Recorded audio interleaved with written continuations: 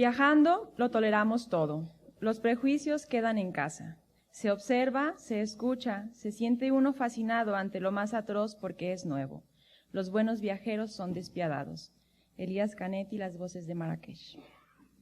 Recibimos ahora, con mucho gusto, con una gran alegría, al maestro representante de la Universidad de Guanajuato, el doctor Andreas Kurz, quien nos ofrece la conferencia magistral titulada Aproximaciones a la muerte de Don Quijote, la huella recuperada. El doctor Andreas Kurz estudió literatura comparada en la Universidad de Viena, así como una maestría en letras hispánicas en la Universidad de las Américas, Puebla. Se doctoró con una tesis sobre la influencia francesa en el modernismo finisecular mexicano. Impartió clases en la Universidad de Viena, la UDLA Puebla, el TEC de Monterrey, el ITAM, el Claustro de Sor Juana y la UNAM. Es profesor de tiempo completo en la Universidad de Guanajuato, en donde creó y coordina la maestría en literatura hispanoamericana.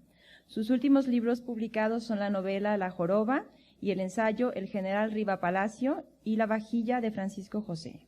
Además, publicó Cratilismo, de la pesadilla mimética en literatura y discurso, y los libros sobre el modernismo mexicano y el narrador cubano-francés Alejo Carpentier.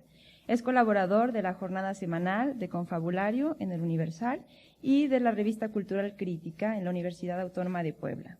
En el marco de una estancia sabática impartió cursos en la Universidad de Viena sobre la literatura mexicana del siglo XIX y la literatura de la decadencia en Francia y Austria. Actualmente desarrolla un proyecto de investigación básica sobre las representaciones literarias del Segundo Imperio Mexicano en Austria y México. Un aplauso para recibirlo, por favor.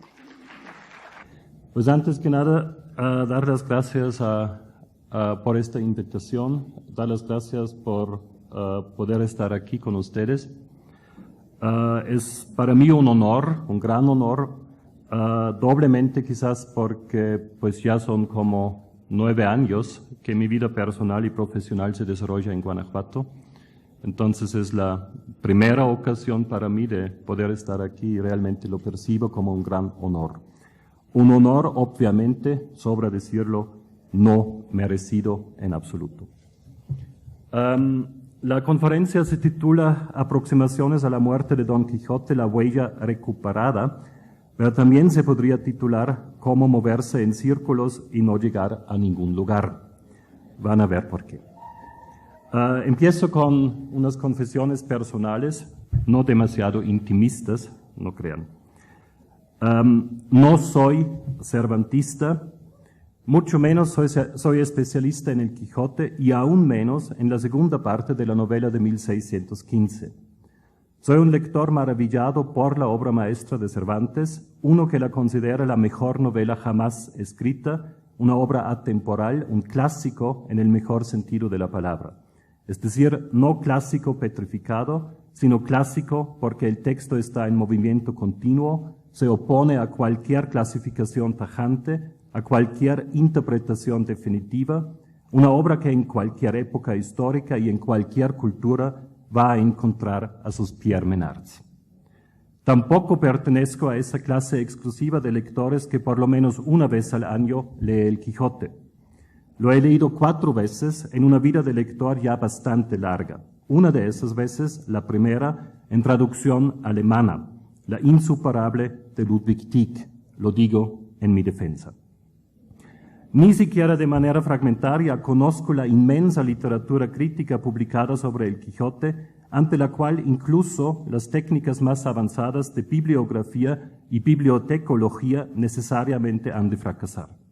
Solo podemos conocer una mínima parte de lo que sabemos que existe, lo que además ha de existir, inédito, desaparecido, perdido, marginado, y de cuya existencia no nos enteraremos nunca, solo sirve para darnos vértigo. Entonces, pues la pregunta que resume todo eso es en realidad ¿y por qué me invitaron? No tengo ni la más remota idea. Pido entonces disculpa si en esta conferencia trato de acercarme al Quijote por 2 vías que me son más familiares que las miles de exégesis escritas sobre la gran novela de Cervantes. La vía de epistemología y filosofía histórica de Karl Popper y la de la metafísica disfrazada como teoría literaria elaborada por Jacques Derrida. La gran novela de Miguel de Cervantes sirvió y sirve como ejemplo idóneo en una serie de teorías literarias y narratológicas elaboradas sobre todo en Francia y Alemania. Especialmente el Quijote de 1615 ha sido usado para demostrar la validez de, entre muchas otras, teorías del espejo, rizomas, palimpsestos, técnicas narratológicas como la metalepsis o la mise en abîme, etc. Un ejemplo reciente ha sido mencionado el martes por Ruth Fein, el espléndido libro La narración paradójica, normas narrativas y el principio de la transgresión que Klaus Meyer-Minemann publicó en 2006 junto con Nina Grave y Sabine Lang, agradece su génesis, sin duda, al Quijote de 1615. Especialmente a los enfrentamientos frecuentes del caballero con, cito, la segunda parte del ingenioso hidalgo Don Quijote de la Mancha, compuesta por un tal vecino de Tordesillas. Final de la cita.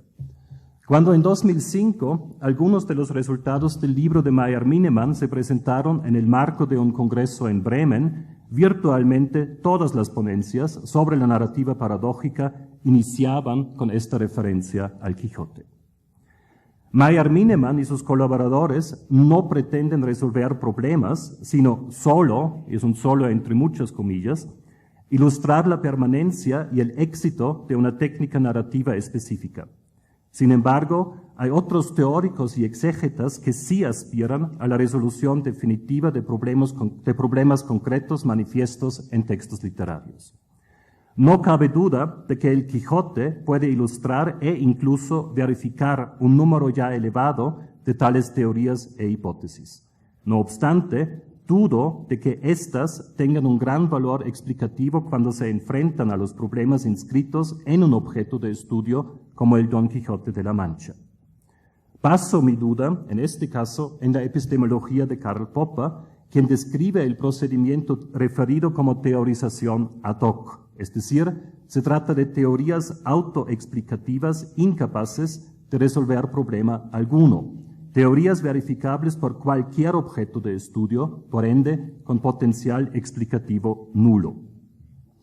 Popper usa la problemática de la teorización ad hoc para formular su propia teoría de la falsación que, según él, aún no ha sido falseada. Estoy consciente de que con estos postulados mi propia conferencia se mueve dentro del ámbito peligroso de la paradoja. Aún así, permanezco en este ámbito y propongo otra teoría popperiana como línea interpretativa capaz de explicar los actos paradójicos de Don Quijote, Sancho, Sansón Carrasco, de cura y barbero e incluso de la fantasmagórica Dulcinea del Toboso. En su monumental La sociedad abierta y sus enemigos, Popper parte, sobre todo en el marco de sus críticas a Platón, Hegel y Marx, de un conflicto ontológico entre sociedades cerradas y abiertas. Si aceptamos los criterios del filósofo austro-inglés, entonces sociedades cerradas serían, por ejemplo, la polis griega, una tribu perdida en la selva amazónica, ciertas comunidades medievales occidentales dominadas por la Iglesia y cualquier cultura anclada en la oralidad. Se trata de sociedades normadas minuciosamente, es decir, sus miembros no cuestionan en ningún momento ni sus propios actos ni las reglas que prescriben tales actos. Los individuos no gozan de libertad alguna, pero son existencialmente felices, dado que no conocen ni la duda, ni el miedo ante lo desconocido, ni siquiera ante la muerte, ni la inconformidad, ni la envidia material, y sigue un largo, etcétera. La transición de una sociedad cerrada a una abierta es dolorosa, pero, según Popper, tan inevitable como productiva y libertadora. Transición significa, en este contexto, perderse entre un gran número de nuevas reglas y normas en continuo movimiento, significa también aprender a descifrar nuevos códigos complejos, el más importante y difícil entre ellos, el de la lengua escrita, que no fija el conocimiento, ni define el saber y el comportamiento, sino al contrario, los bifurca y vuelve sumamente manipulables y vulnerables. El individuo, entonces, renuncia a su seguridad ontológica y a su felicidad existencial, pero recibe como recompensa su libertad, una libertad que garantiza el progreso y la humanización, pero una libertad que duele. Precisamente lo doloroso del proceso impide que las sociedades cerradas desaparezcan de manera definitiva. Resurgen, exigen sus derechos una y otra vez. Popper interpreta estos resurgimientos como implantaciones de sistemas totalitarios. Fascismo, nacionalsocialismo y estalinismo son, en este sentido, precisamente sociedades cerradas que seducen a sus seguidores con la seguridad ontológica y el bienestar psicológico. Resumo esta parte de la tesis popperiana. El anhelo de una vida segura y normada, con códigos éticos inamovibles, es peligroso, dado que conduce inevitablemente a un sistema totalitario, abre las puertas a dictaduras y tiranías. Es muy tentador aplicar el modelo de Popper en un estudio literario. Por ejemplo, ofrece un modelo explicativo funcional para el éxito avasallador de la novela picaresca a partir de Lazarillo de Tormes. El actuar inseguro y muchas veces inconsciente del primer pícaro y de sus muchos sucesores, sus dificultades de adaptación y asimilación frente a realidades sociales que cambian de día en día y se presentan de manera heterogénea en las diferentes etapas y estaciones del viaje del antihéroe, finalmente su voluntaria y a la vez inevitable marginalidad, simbolizan un intento torpe y ciego de regresar a lo establecido en una sociedad cerrada. Simbolizan el anhelo de volver a la seguridad existencial que ésta ofrecía, que comparte con millones de individuos reales igualmente titubeantes ante las nuevas constelaciones indescifrables. Con razón, la novela picaresca se establece en prácticamente todos los países europeos, naciones nacientes cuyos habitantes se enfrentan a los mismos conflictos sociales y existenciales irresolubles, a la misma nostalgia causada por la pérdida imperceptible, pero imparable, de un sistema cerrado. Lazarillo, el Buscón, Gil Blas en Francia, el Simplicius Simplicissimus alemán, pero también los pícaros más cercanos a nuestra modernidad, el Buen Soldado Schweik de Jaroslav Hašek, Don Camillo y Pepone de Giovanni Guareschi e incluso el Hans Castorp o el Felix Krull de Thomas Mann, se sitúan en medio de una crisis histórica, política, económica, psicológica que marca la transición entre un sistema cerrado y uno abierto y genera el anhelo de regresar a códigos interiorizados décadas o siglos antes, códigos más comprensibles que descargan al individuo de su responsabilidad social e individual. En este sentido, el pícaro no se opone conscientemente a una sociedad hostil, sino inconscientemente aplica códigos caducos que en una sociedad abierta se perciben como contestatarios, criminales, inadaptados o irremediablemente enajenados. Ahora bien, crisis siempre hay, de la índole que sea. El deseo de regresar a la seguridad existencial de un sistema cerrado es, por ende, igualmente perenne e inextinguible. Cualquier rasgo de inadaptación a las reglas de una sociedad abierta podría interpretarse entonces como actitud picaresca que potencialmente, si encuentra seguidores suficientes, desemboca en el totalitarismo. No estoy seguro si esta aplicación de la tesis popperiana satisfaría al epistemólogo, pero creo que sí es justificable como consecuencia lógica de su pensamiento. Por lo menos el grado de violencia real o potencial inscrito en los actos de Lazarillo o del Periquillo Sarmiento mexicano apoyarían este intento de aplicar la tesis de sociedades cerradas y abiertas en la novela picaresca.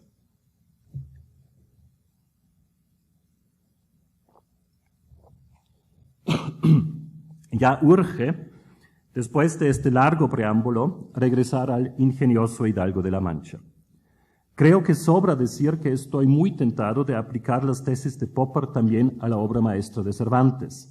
Creo que tampoco es muy necesario insistir en el hecho de que no solo Sancho, sino también su amo, tienen muchos rasgos de pícaros sin que por ello sean héroes picarescos.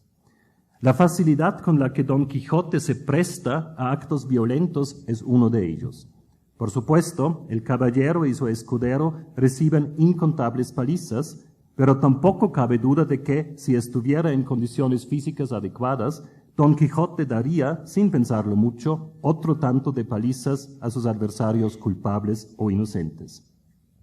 No olvidemos que, un ejemplo entre muchos, el hidalgo exige una y otra vez a Sancho que finalmente se dé los más de 3,000 azotes necesarios para el desencantamiento de Dulcinea, azotes que, sin duda, matarían a su acompañante.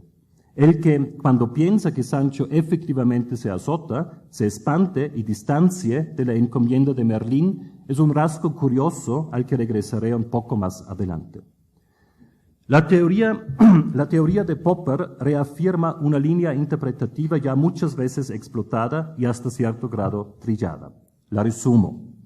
Alonso Quijano el Bueno es un caballero sensato, inteligente, humilde y letrado, inconforme con el entorno social que le toca vivir, inconforme sobre todo con el nuevo mundo español y europeo que se construye y establece cada vez más firmemente a raíz de los descubrimientos de décadas anteriores. Su protesta contra el nuevo código indescifrable, que ya no permite la separación clara entre el bien y el mal, entre valores positivos y negativos, consiste en su conversión en caballero andante.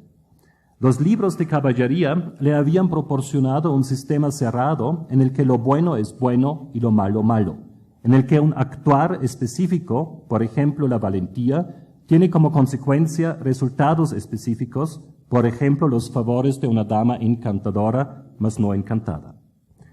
En otras palabras, no es el código viejo que ha de adaptarse al mundo nuevo, sino el mundo nuevo que se moldea al código viejo.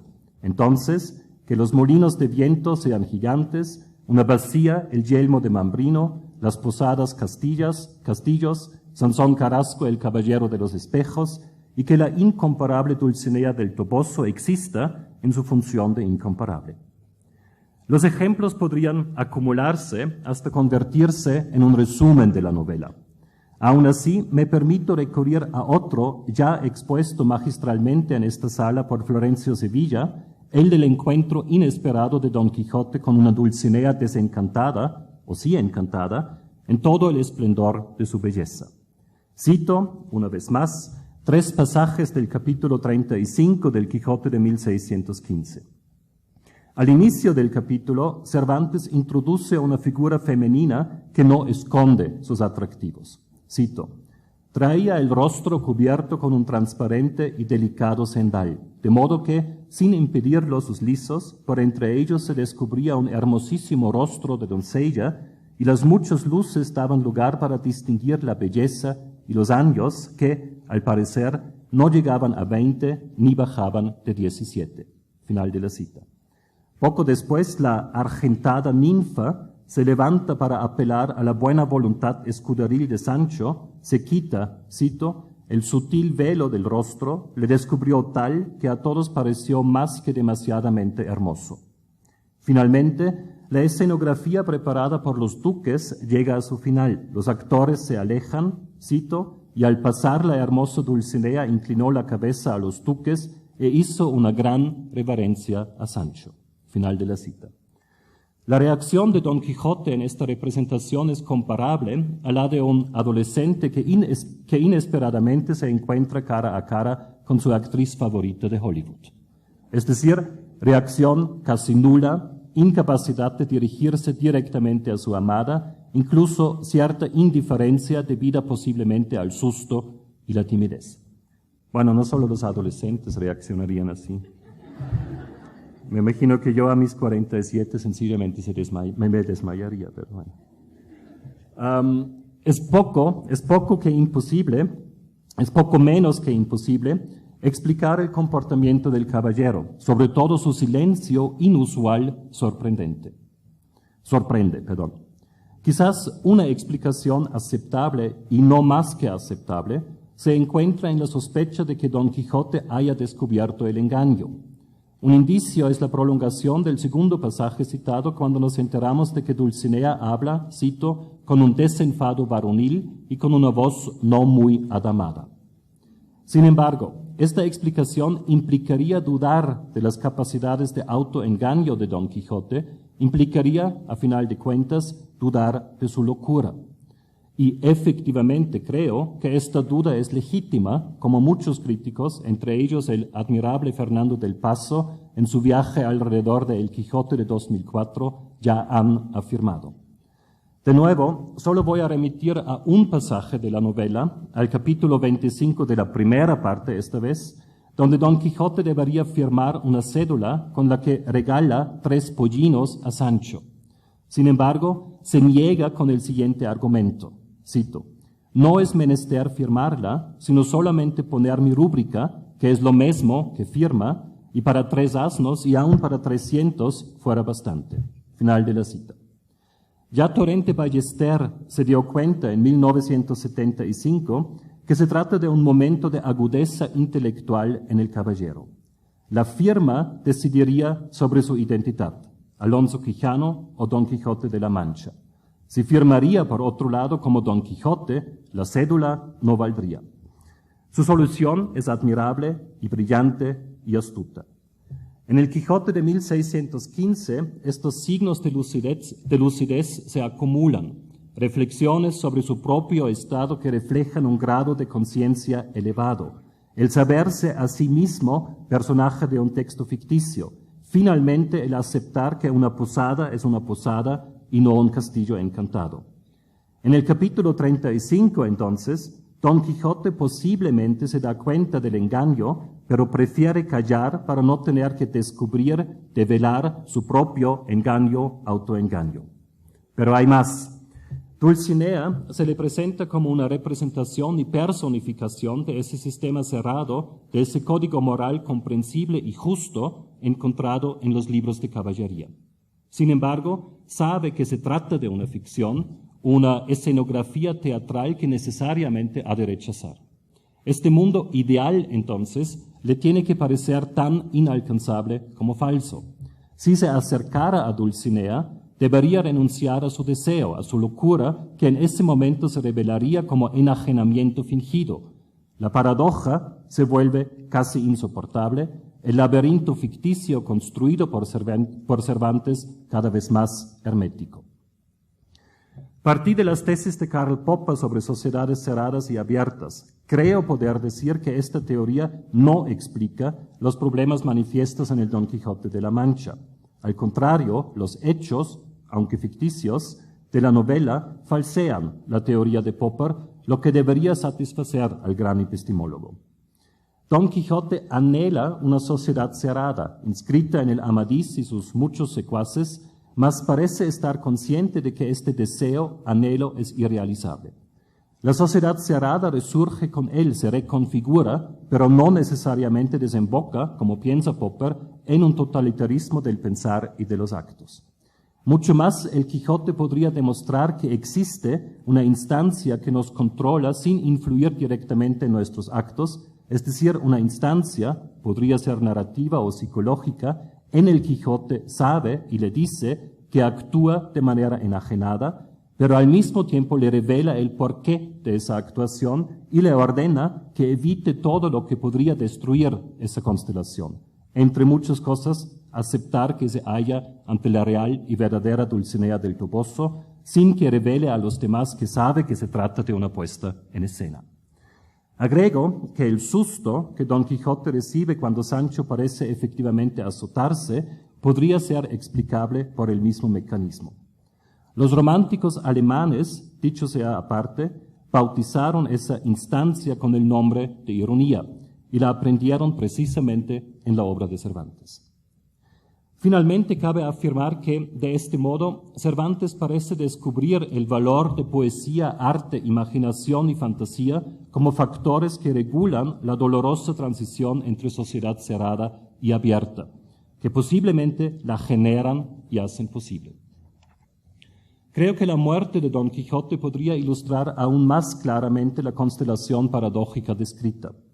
No solo se trata de un ejemplo del buen morir cristiano, sino también, y quizás en primer lugar, de transferir la supuesta locura de Don Quijote a sus coprotagonistas y, a final de cuentas, a sus lectores. El parlamento de Sansón Carrasco, ante el hecho de muerte de Alonso Quijano el Bueno, lo muestra de manera clara. Lo cito. Ahora, señor Don Quijote, que tenemos nueva que está desencantada la señora Dulcinea, ¿sale vuestra merced con eso? Y agora que estamos tan a pique de ser pastores, para pasar cantando la vida como unos príncipes, ¿quiere vuestra merced hacerse ermitaño? Calle por su vida, vuelva en sí y déjese de cuentos. Fíjense nomás, déjese de cuentos. Hay una inversión limpia de papeles. Don Quijote, cuerdo. Sansón Carrasco, no en balde vencedor en justa lid del caballero de la triste figura, más desquiciado de lo que se había presentado en el transcurso de la novela. El cura y el barbero dejando entrever inicios de enajenamiento. Sancho Panza, finalmente, como heredero legítimo y muy honrado de la imaginación tan descabellada como sabia de su amo. Don Quijote lega su deseo a los que están con él en sus últimos momentos. Alguien tendrá que seguir con la lucha, él no, dado que el deseo se cumplirá en ese otro mundo. Lo que acabo de decir suena romántico, sentimental y trillado en alto grado. Será necesario respaldarlo con un pensador cuya seriedad ha sido cuestionada en muchas ocasiones, pero que aún así sigue siendo una autoridad. Me refiero a Jacques Derrida, y muy específicamente a su idea de la huella expresada en la enigmática gramatología. No me detendré mucho en ello, dado que mi tiempo, como el del Quijote, poco a poco se acaba. Cito la página 80 de la edición española de la gramatología.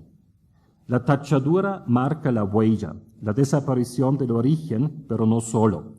También refiere a una archihuella que, paradoja, había aniquilado el origen. 2 páginas más adelante se lee lo que sigue. La huella es la diferencia, no depende de ninguna plenitud sensible, audible o visible, fónica o gráfica. Es, por el contrario, su condición. Inclusive, aunque no exista, aunque no sea nunca un ente presente fuera de toda plenitud. Si ahorita me dicen que han entendido algo, mienten. Ciertos rasgos de desquiciamiento en estas oraciones no se pueden negar. Derrida afirma, como es sabido, que el signo, para él el origen de la escritura, rompe de manera definitiva el nexo entre las cosas, conceptos y su existencia. También el nexo entre las cosas, conceptos y nuestra percepción. Si esto fuera así, ninguna conversación verbal sería posible. Sin embargo, sorprendentemente sí funciona la conversación, mal muchas veces, pero funciona. Por ende, argumenta Derrida, una huella del nexo originario debe estar inscrita en el signo, otro origen de la escritura. El filósofo francés no se contenta con esta argumentación aún bastante lógica. Retoma a Martin Heidegger y postula el origen de la conciencia humana en la palabra ser. Cuando se pronuncia por primera vez, hay conciencia. Pero al mismo tiempo, en el mismo instante, el signo ser corta el nexo con la realidad del ser, el gran dilema humano. Si queremos seguir siendo, entonces tenemos que aceptar la existencia de una archihuella inscrita en el signo ser, aunque esta archihuella posiblemente no tenga presencia alguna. Creo que no cabe duda de que el pensamiento racional de Derrida se vuelve con ello metafísica pura. Y precisamente como metafísica podría encontrar acogida también en este mundo ficticio maravilloso construido por Cervantes. La huella, según Derrida, se destapará, aufheben, más bien levantar, es la palabra usada por Husserl. Lo que se encuentra debajo de ella nos podrá espantar o maravillar, pero ya no entrará en nuestra conciencia, dado que se destapa en el momento de nuestra muerte. Don Quijote muere como buen cristiano, confiado en Dios, confiado también en la justicia de un más allá, donde sus locuras y su código de valores del aquí y ahora serán lo correcto, el modelo a seguir. Don Quijote espera tranquilamente la huella destapada. Cito, Don Quijote, entre compasiones y lágrimas de los que allí se hallaron, dio su espíritu, quiero decir que se murió. Viendo lo cual, el cura pidió al escribano le diese por testimonio como Alonso Quijano el Bueno, llamado comúnmente Don Quijote de la Mancha, había pasado de esta presente vida y muerto naturalmente. Final de la cita. Es por lo menos curiosa la permanente confusión entre los nombres del protagonista en las últimas escenas de la novela. Aunque ya resucitado Alonso Quijano el Bueno, tanto Sansón como el cura insisten en el nombre Don Quijote. El llamado comúnmente Don Quijote de la Mancha del cura aniquila una vida de más de 50 años, dado que Don Quijote solo existió un tiempo bastante corto, la última etapa de esa vida. Fui Don Quijote de la Mancha y soy agora, como he dicho, Alonso Quijano el Bueno, constata de su parte el moribundo. Y antes de ser Don Quijote de la Mancha, podríamos preguntar ingenuamente. Los nombres, de todos modos, ya no importan. La huella se destapará, el nexo se restituirá y la creación de Cervantes podrá ser Don Quijote de la Mancha, Alonso Quijano el Bueno, el caballero de la triste figura, el caballero de los leones y muchas cosas más al mismo tiempo. Entiendo que acabo de hacer lo que no debería hacer, es decir, verificar una teoría mediante un objeto de estudio llamado Don Quijote de la Mancha. Sin embargo, creo, por un lado, que el carácter metafísico de la teoría derridiana justifica este procedimiento. Por otro lado, pido que se tomen estas últimas frases como homenaje sentimental, sin valor cognoscitivo alguno, de un nuevamente enamorado de la novela cervantina a sus dos protagonistas tan sabios y, a pesar de su sabiduría, tan humanos. Muchas gracias.